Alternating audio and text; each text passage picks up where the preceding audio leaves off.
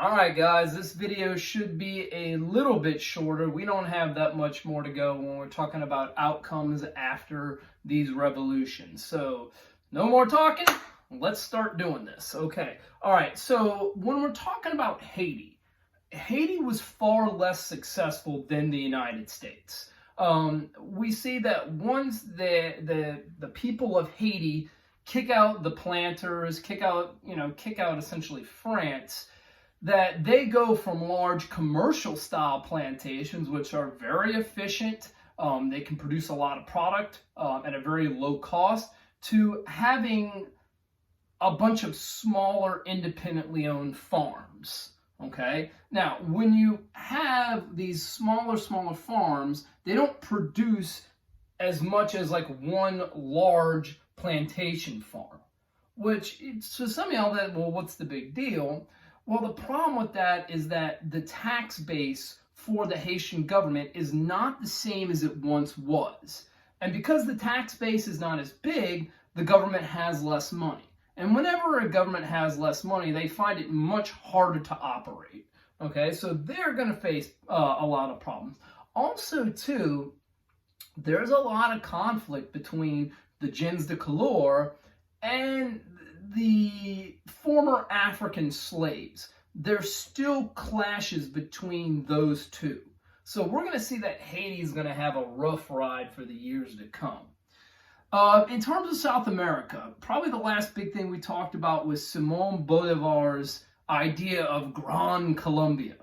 And look, Gran Colombia, it was grand, all right? It was gigantic.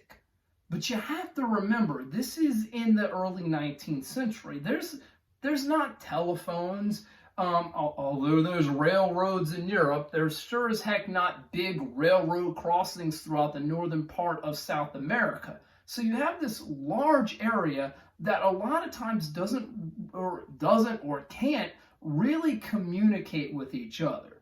So it's no wonder what's going to happen. We're going to see Gran Colombia will break up and will go more towards a regional model.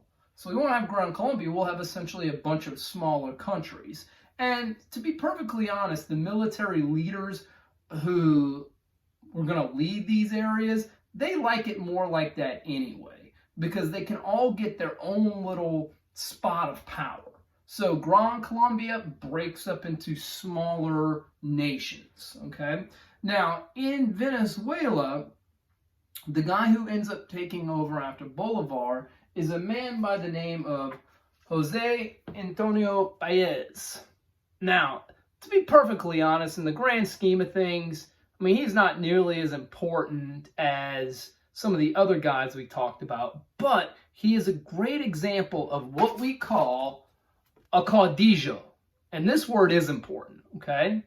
So caudillos are essentially like military men, all right? And caudillos are the guys that can create a leader or bring down a leader, okay? Sometimes they're ruling in the name of the people. Sometimes they're saying they're ruling in the name of the people. Sometimes they say, I don't really care what the people say. I've got the army.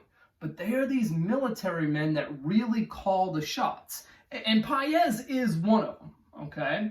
Now, after the Spanish-American revolutions, after they break away from Spain, we're going to see that everything is still going to be dominated by the Creole class, all right? And not only is it dominated by the Creole class, the Catholic Church will support the Creole class and they will have their power as well.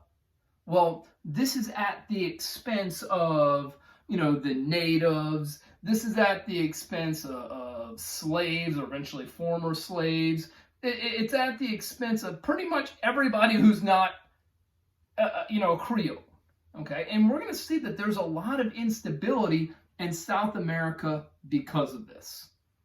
Okay, guys, that's all I've got. I do want to mention this, and hopefully you watch this. I do want you to download the Flipgrid app, because I've got some ideas on how we can start grading some work, which is going to have happen. Also, more information on the AP test will be coming down the pipe pretty soon. See you guys later.